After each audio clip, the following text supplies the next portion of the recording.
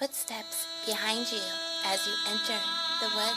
Night draws back its cape. Light illumines your path. Open your eyes. Listen. Welcome to Dark Softly Tales. Dark stories for dark hearts. I'm Mav Sky.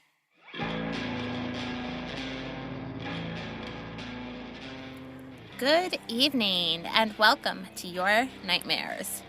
And another episode of your favorite horror storytelling podcast, Dark Softly Tales. This is your host, Mav, and happy October, everyone. You know the guy's voice you hear at the end of the episodes who does the promo for my books? That is my son, Thor. Doesn't he have a great voice? He's single, ladies. He's going to hate me for saying that. Anyway, he was the one who dared me a few years back to write a story with the title 98 Ways to Skin a Clown. I've never been one to back down to a challenge, so I took him up on it. The main character in this story is very loosely based on a real-life man named Thomas, who won a contest I was holding when I wrote the Girl Clown Hatchet series. His character, named Thomas Slade, is amazing, just like the real-life Thomas, who is a veteran. But the real Thomas told me he wanted to be a villain too, not just a hero. Between the title and his input, I put together this story, which is absolutely perfect for his character and the overall story of the Girl Clown Hatchet series. 98 Ways to Skin a Clown is my very first audiobook. Well, more like an audio story. I actually narrated this before the podcast and before I had all this experience, so I knew a little less what I was doing, but I think it's still pretty great. The story runs about an hour and a half long, and you'll get the first chapter here tonight. Listen to the rest of the story by tapping on the link in the show notes, or by going to my Empire site, which is darksoftlytales.com, tapping on the shop link in the menu, then audiobooks. At the checkout, type in the word October down in the promo code area for a few bucks off the regular price, just for my listeners. Oh, and I want to quickly mention that Dark Softly Tales was number 34 in Spain for the Apple Podcasts drama this past week. Thank you, Spain. So happy to have you a part of the Dark Softly Tales community. Also, a special shout out to all the new listeners in India and the Philippines. You all are amazing. I love you guys. I just want to say thank you so much to everyone for continuing to support Dark Softly Tales podcast. Every time you rate or review the podcast, it gives us a boost to keep going and growing. Speaking of which, Dark Softly Tales has opened up to fiction stories now. If you have a dark, scary story, I want to read it, and everyone else wants to listen to it. I would love stories or urban legends from all countries. Check out my guidelines at my Empire site at darksoftlytales.com/submission-guidelines. And you can find that link in the show notes too, of course. And now, clowns. Some say they are their own species entirely. And you know, in a way, they are. The clown archetype is ancient. And honestly, I believe that we as humans have a lingering DNA memory of clowns, jesters, tricksters, muses, mavericks, passed down through the centuries. And of course, in modern culture, particular with John Wayne Gacy and Pennywise the Clown, recent years, we've had clowns haunting dark alleys late at night. And that's kind of changed our view of the clown, and is, I guess you'd say, the shadow side of the clown is what we've seen. But are they dangerous? Can they be trusted? I know you guys are all yelling, no, they can't be trusted. I'm saying all this because I want to explore who is behind the mask. Are they always evil? Could they be innocent? maybe a little bit of both. And I think you'll find when you truly explore the clown archetype that it's a little bit of both. And it might hit home to who you are closer than you may realize. I understand these are scary concepts I'm bringing up here, but don't worry. I've got your back. There's nothing to be afraid of, is there?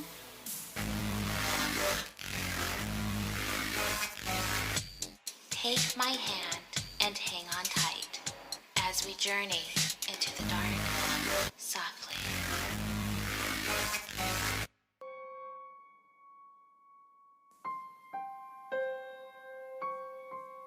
98 Ways to Skin a Clown.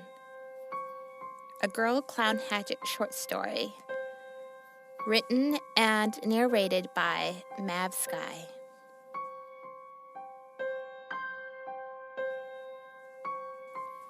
Chapter 1. Mocking, torture, skinning, cannibalism.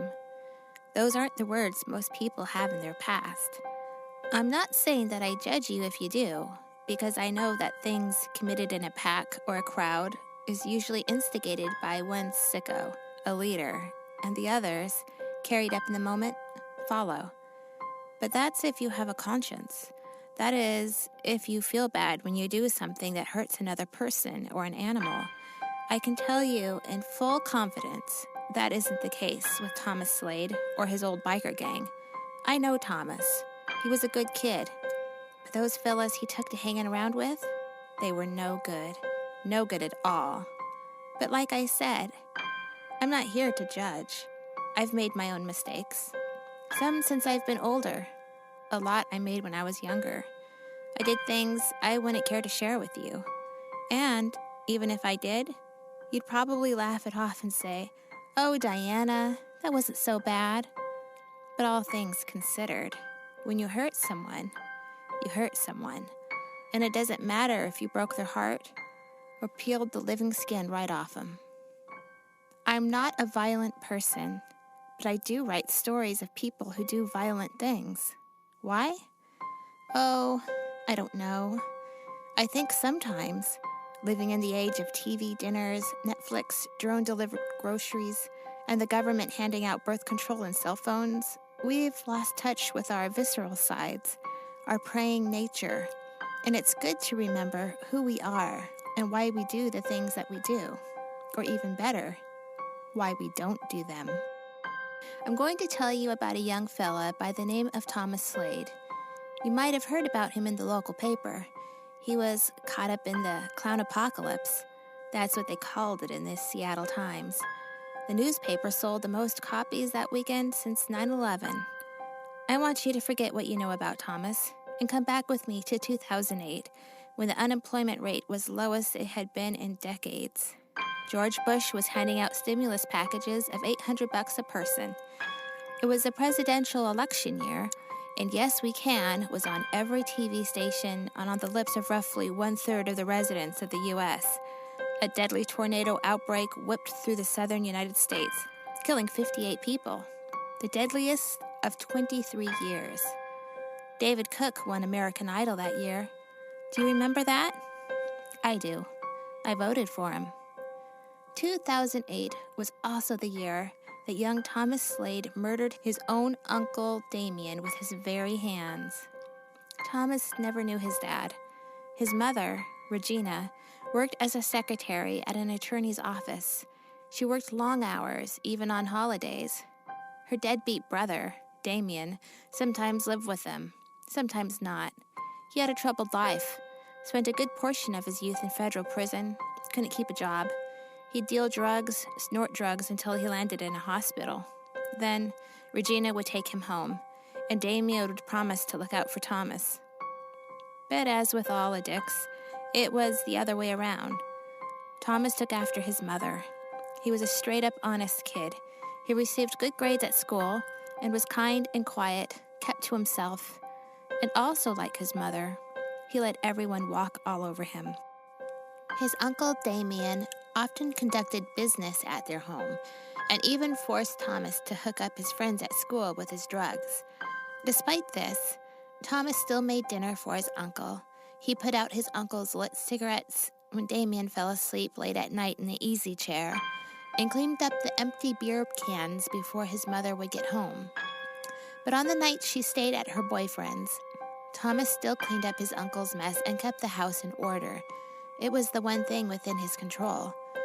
When his uncle left with a motorcycle gang, often months at a time, there was a brief lull in Thomas's life, and he could relax, listen to music, and even meet his friends down at the local Dairy Queen, where they'd hang until the manager kicked them out, and then they'd go to the town park and toss around a ball. His uncle had been gone for almost a whole year, a record. Thomas was driving now and had his first girlfriend. His mother's hours slowed at the office, and it felt like the world was normal for once. But all of that normalcy was thrown out in a single night. His mother was in an accident, and they wouldn't let Thomas see her at the hospital. Damien happened to roll into town that very night. Thomas had heard all the motorcycles pull up, and when Damien entered the house alone, Thomas had a very, very bad feeling. His uncle swung open his bedroom door and flipped on the light. He proclaimed the hospital had called and that his mother had died, leaving Thomas in his care. He told Thomas to get dressed and meet him outside.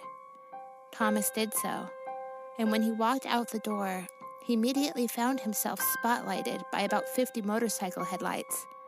One by one, their engines turned on, and Damien yelled from the driveway, "Get on, boy. I ain't got all day." Thomas, with only a mixtape he'd made for his girlfriend in his pocket, obeyed his uncle.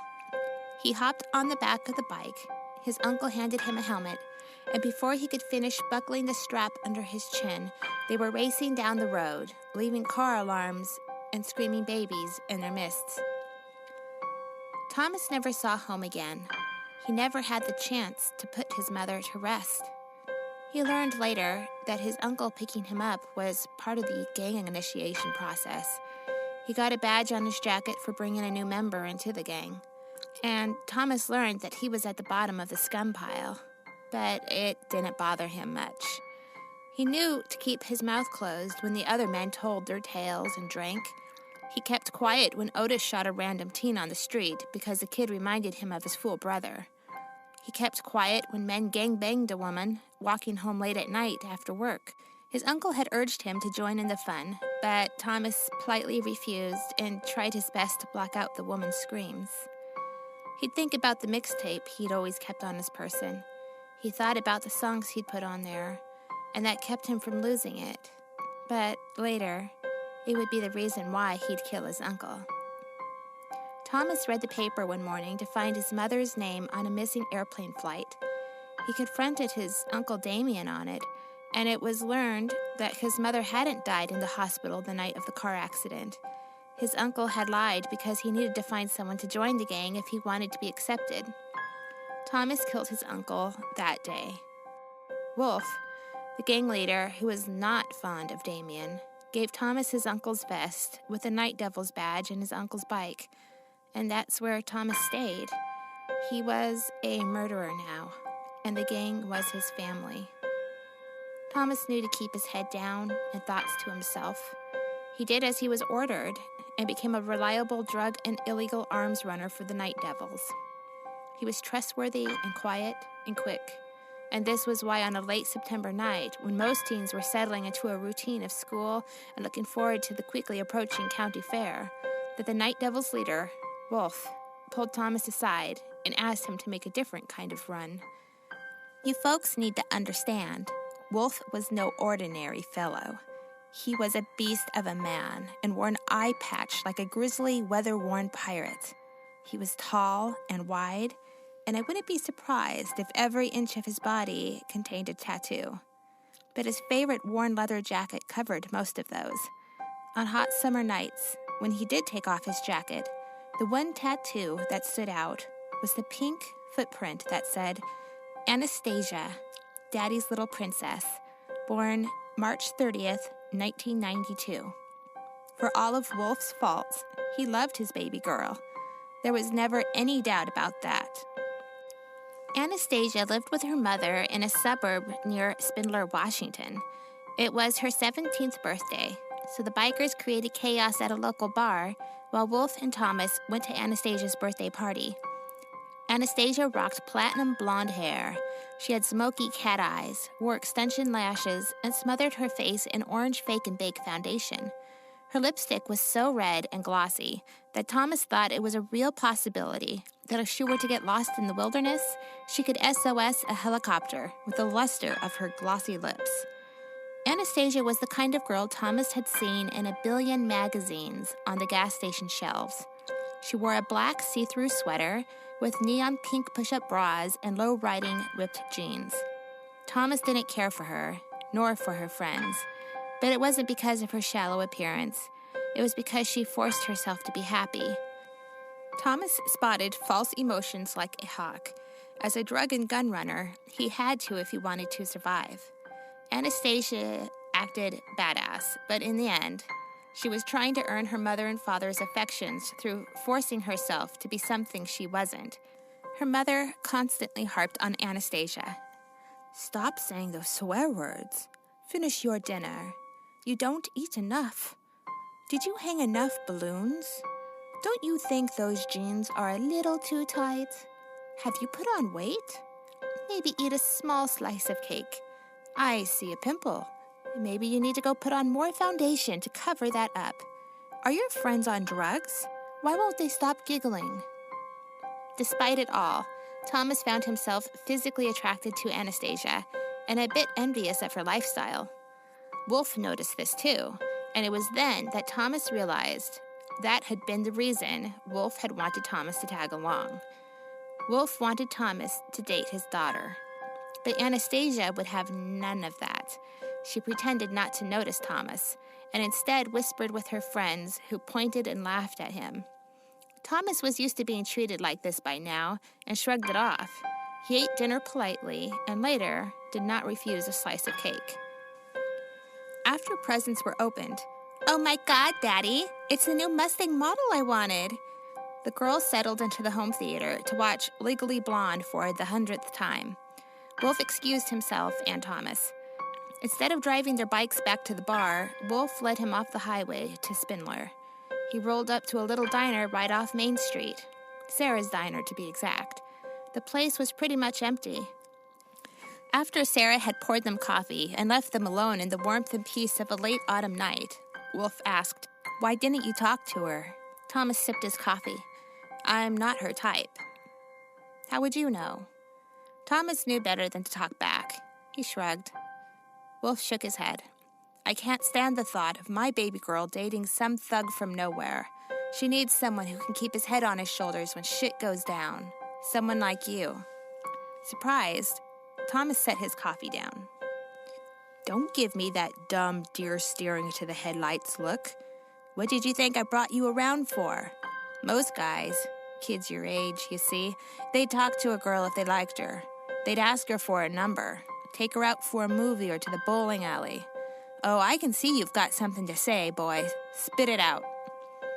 Thomas took another sip of his coffee before he replied, "With all due respect, sir, I don't think I'm her type." Wolf shook his head. "Of course you aren't. Not today. A month back, she was with a scrawny little fella. Had a case of ass-crack saggies." "Ass-crack saggies? You know, when they can't keep their bridges up?" Thomas nodded. "He got jealous, thought she was texting other guys on her phone. He punched her in the face twice, almost broke her nose." Thomas wrapped his chilly hands around his coffee mug. "Wow." "When her mama called me up, I had that kid raped with a broomstick and his tongue cut out quicker than you can sing do, re, mi." Wolf's one good eye twitched and his face grew tight. He's still in the hospital.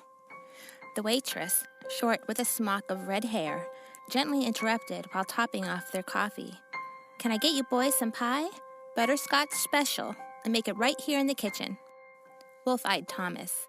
Thomas said, "No thank you, ma'am." Wolf pounded the table lightly with his fist, disturbing the hot brown liquid from their mugs. Here's the problem, son. If you want pie, you say it. You state your truth and you claim it. Because if you don't claim your truth, somebody else will claim it for you. Thomas recognized something right then and there, something he would remember years later when he finally got out of jail on parole. Wolf sat in the booth with a surprised Sarah standing over his shoulder with a coffee pot. It was at that moment that the woman's gentle spirit so overwhelmed Wolf's dark one that Thomas felt stunned and suddenly knew the light from the dark. This is what would haunt him for years to come.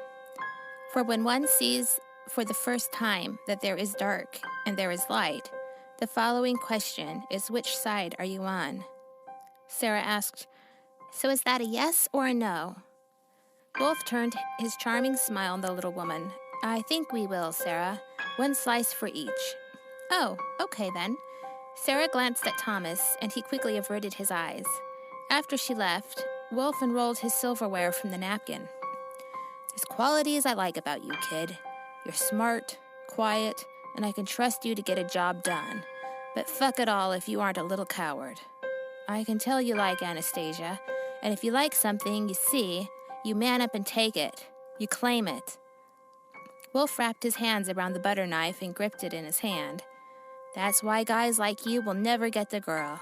And unfortunately for us both, that's why my daughter will continue to date guys that beat the crap out of her. And I'll have to keep beating the crap out of them." Thomas stared at the wooden table, his eyes cast down. He kept his hurt feelings inside. Even with his Uncle Damien badgering him, cussing him out all those years, it had meant nothing because he didn't respect his uncle. But Wolf, old dark soul he may be, was the closest to anything he'd ever had that resembled a father. And when a father called his son a coward, well, either the boy bucks up or sinks down. There was no in between. Thomas wasn't hungry, but he ate the pie anyway. Wolf asked him when his birthday was. Thomas replied that he didn't remember, which was a half-truth. It was a half-truth because he did remember the month and the day, April Fool's. His mother always called him her April Fool's trick, but for the life of him, he couldn't remember what year, which meant truly he didn't know his own age. "Well, your uncle told me, before you went all nuclear on him, that you were 17. That's how old my baby girl turned today." Thomas nodded. Sounded close enough. Wolf raised another bite of pie to his mouth. "Your uncle was fools for brains, and the ugliest sucker to walk the face of the earth. His breath was always..." Wolf paused, searching for the right word. "Foul. You did us a damn favor taking him out. Though the boys sure do miss his card tricks. That was the one thing he could do well. I see that look on your face, and I know talking about him makes you uncomfortable. But one thing I've never asked you, never felt it was appropriate till now. Why'd you do it?" Thomas finished chewing the last piece of pie off his plate. He lied. Wolf nodded. "All right. What'd he lie about?" Thomas squirmed in his seat and kept his eyes on the table. "He told me my mother was dead. Then he kidnapped me and forced me to join the gang so he could get his badge." Wolf laughed. Not unkindly, but in a way that he thought Damien was dumber than a fuck. "Well, he told me his sister was dead, too, if that makes any difference. We'd all heard about the car accident on the news at the bar." "She was in a car accident, but she didn't die, not until years later." Thomas clenched his hand into a fist and raised his eyes to Wolf's. "Remember Flight 606? That one that went missing over the Atlantic a while back?" "Uh-huh. She was on that flight. I saw her picture and name in the newspaper. My uncle lied." "Well, hot damn, kid." Wolf shook his head. "I'd have killed him too. Guess we're both better off now." They remained silent while Wolf finished off his pie. He appeared to be thinking about something. A thought rolled around in his mind that Thomas could tell didn't sit easy with the old man. It was when they were getting on their hogs that Wolf told him, "Follow me. There's one more place I want to take you." They rode down Main Street, which led out to the old highway that parallels Spindler River. At the sign that toted Spindler City Park, Wolf turned into the entrance and Thomas followed. They parked and dismounted. Thomas noted they were the only ones in the parking lot. Wolf waved at Thomas to follow, and they both set out onto a trail that led through the woods. The trees shivered in the light breeze, shedding their leaves as the darkness loomed overhead. Wolf stopped and pointed at a sign that showed a dog crapping with a circle and slash over it. You'll need to remember this sign, son, because when you get to the dog shit sign, you'll want 30 footsteps more on the trail, then turn to the left, like this. He stepped 1 foot in front of the other, counting to 30. Thomas paced after him, wondering what this was all about. 30 footsteps, one in front of the other. Remember that. But for you, maybe 29 since your feet are bigger than mine. And then you go to the left. Wolf pointed left and walked straight off the trail into the brush. You see that tree up there? That big motherfucking maple? That's a landmark. When you get there, you turn right. They walked to the maple and turned right. Then you walk straight till you get to the hanging rope. Hanging rope? You'll see. After a quarter of a mile, marching through wet brush, branches, and leaves, they came to a cedar that had a rope with a noose hanging from it. Wolf pointed. That isn't ours, by the way. I think it was a suicide. Body just eventually fell down, and I guess the coyotes and bears got to it. Thomas said, If you don't mind me asking, why are we doing this? Shut up, kid, and pay attention. This is something you're going to need to know. Thomas felt a chill down his spine. He'd done many things for Wolf, highly illegal things, but he had a feeling what Wolf was going to ask him to do was far different than what he had done up to now. Wolf said, When you get to the hanging rope, you're going to hang a left, like this. He turned, and you just keep going straight for a mile or so, till you about step into it. Step into what? The old well, where we stashed the bodies.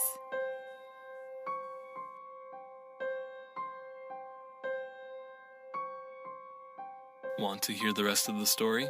Check out the show notes for links or head on over to Mav's Empire website at darksoftlytales.com. Tap on the shop link in the menu, then tap on the audiobooks. At the checkout, type the word October for a few bucks off the regular price. If you'd like to get lost in a long, spooky story this October, you're in luck. Mav Sky has discounted her Girl Clown Hatchet series box set to $2.99, which is less than 75 cents a book. Head on over to Amazon and type in Mav Sky Girl Clown Hatchet series box set.